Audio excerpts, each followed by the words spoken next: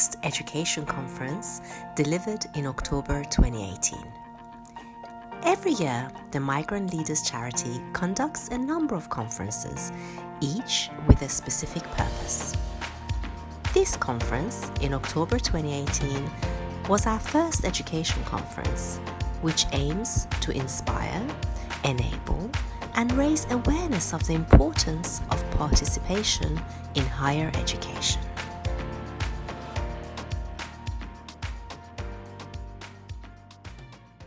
That's amazing, yeah. So she is a very vocal individual when it comes to education, particularly the education of girls.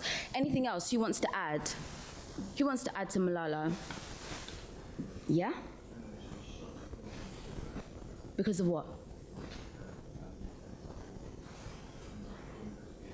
Absolutely.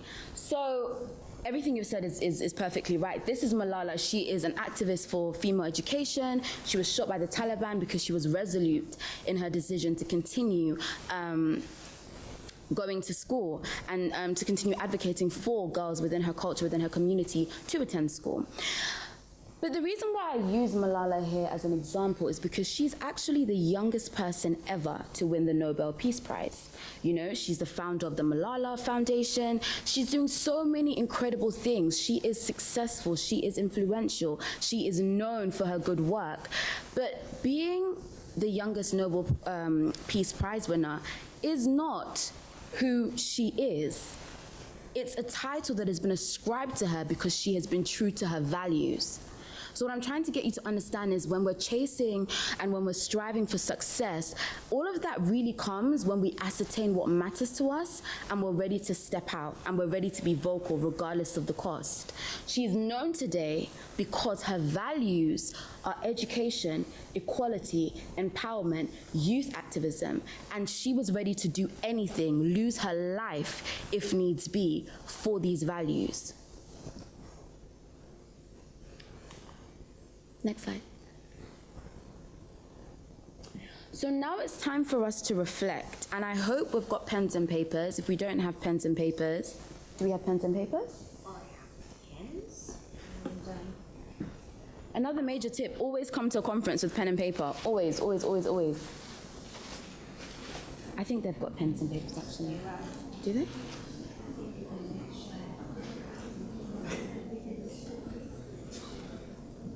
Sharpies from my pieces now. They're treasure sharpies.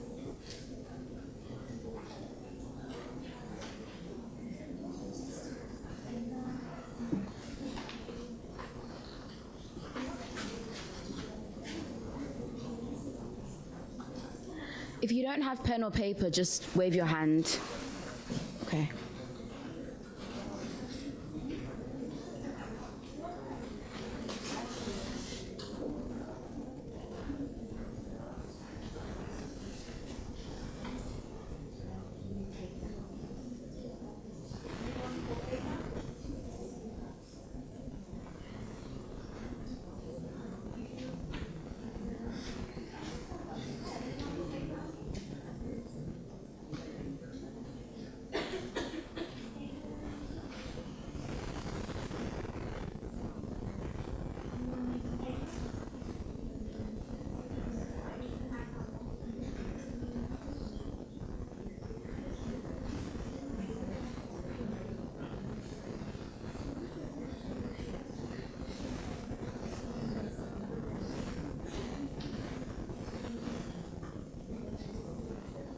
Okay, do we all have paper?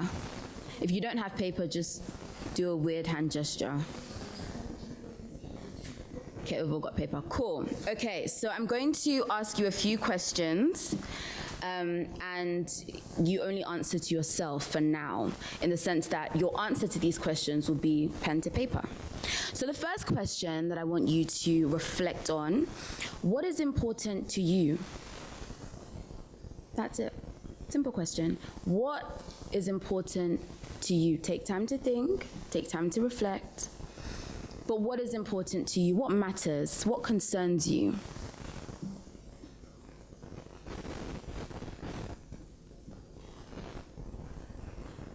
Is it a particular cause? Is it a particular person? Is it a family member? Is it a friend? What matters to you? The second question, and it's a question that sometimes we struggle to answer, but we have to, is what do you like in yourself? So this is where you compliment yourself, essentially. Don't hold back. So you write down on paper, what do you like in yourself? Is it a particular skill that you have? Do you like the fact that you like writing? Are you good at writing? Are you good at speaking? Are you good at singing? Do you like coding? Are you artistic? Are you creative? Are you intellectual? Are you loving? Are you forgiving? Are you friendly? Are you helpful? What is it that you like about yourself? That's the second question. What do you like in yourself?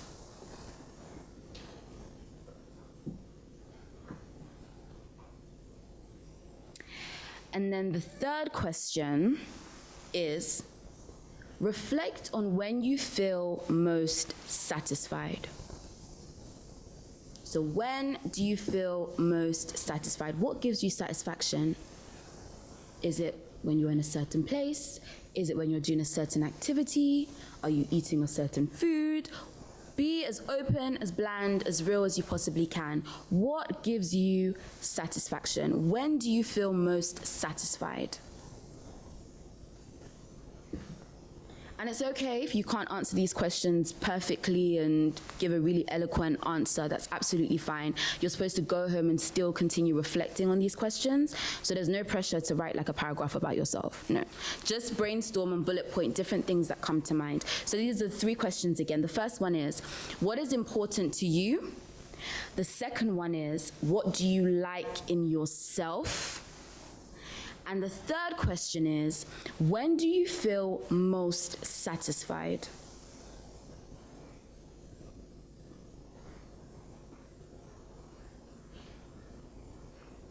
Okay, show of hands if you need a bit more time.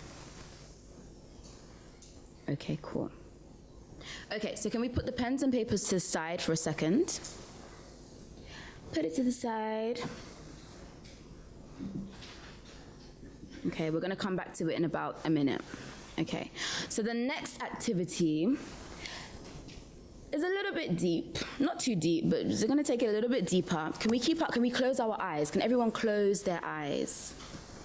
So we're gonna carry out an activity that I found out about when I read Stephen Covey's 7 Habits of Highly Effective People.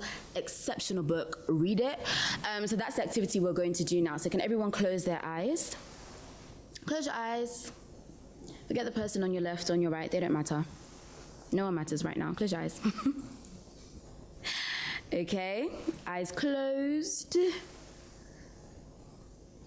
Cool. Okay, so eyes closed. In your mind's eye, you see yourself going to the funeral of a loved one. Okay, so eyes closed, that's where you are right now. You're going to the funeral of a loved one. So picture yourself. You have driven to the funeral hall, the chapel, you've parked your car, you're getting out of the car now, you're walking towards the building.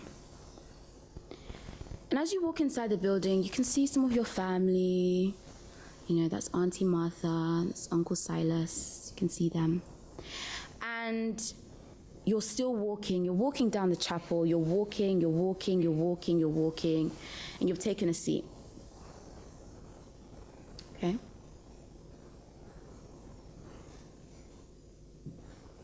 You then get up and you're curious. You're just curious. You can see it's an open casket funeral. So you're just curious. Let me just go and take a peep. So you get up, you leave your seat, and you walk towards the open casket. And you peer inside the casket, and suddenly you come face to face with yourself. This is your funeral. All the people have come, they've gathered to honor you. They've come to express feelings of love and appreciation towards you. And then you walk back to your seat. You look at the program in your hand, and you see that there are going to be 4 speakers at your funeral.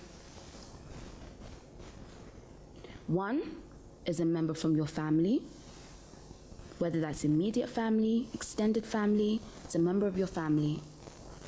The second speaker is one of your friends.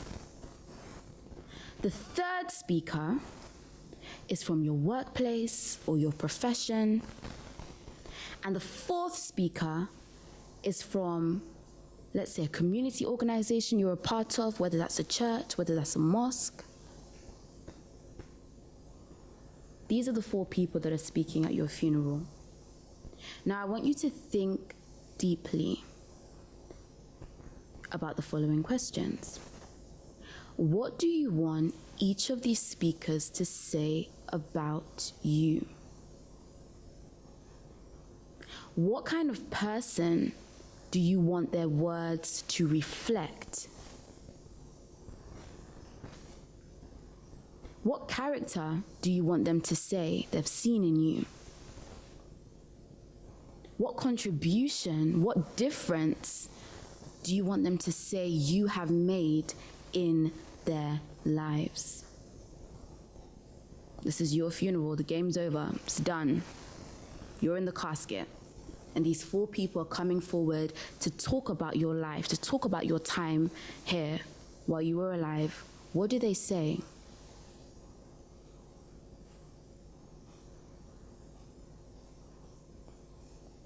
As you open your eyes, I want you to pick up that pen and paper, and I want you to jot down what they say.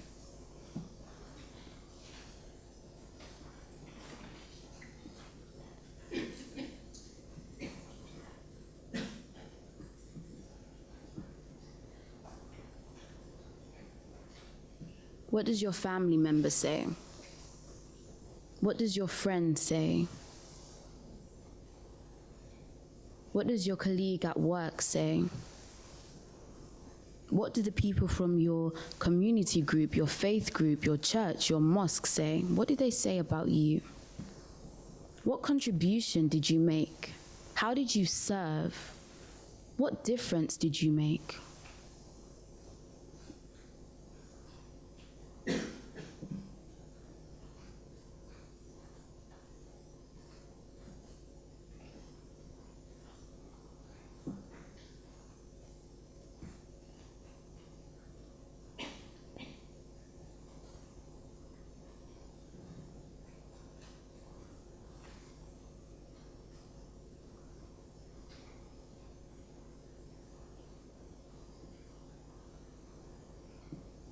Okay, pens down for now. This is an activity that you definitely have to go home and continue reflecting on as you sort of progress through life as well. So the reason why you undertook 2 of these activities, the first being writing down what's important to you, what satisfies you, and then the second, reflecting very crudely on your funeral. The reason why I asked you to think in this way is because thinking in this way helps you determine what actually matters to you. It helps you determine what your values are. It helps you determine the kind of impact you want to have while you're here, because we're all here only for a short time. And we have the time, we have the space, we have the energy, we have the health, we have the strength. And being a part of this program, you're going to have the skills, you're going to have the connections to make a difference. But what does that difference look like to you? And that's why I asked you to reflect on those questions. So now we're going to do an activity where I want you to walk around the room, and I want you to find one person that you don't know.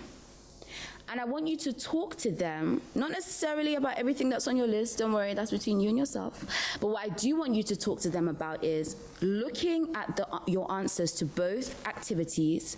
I want you to ask them the following question, and I want them to tell you the following things, which is, who are you? What's important to you? And what are your values? So I want you to find someone in the room that you do not know and ask them those 3 questions. Who are you?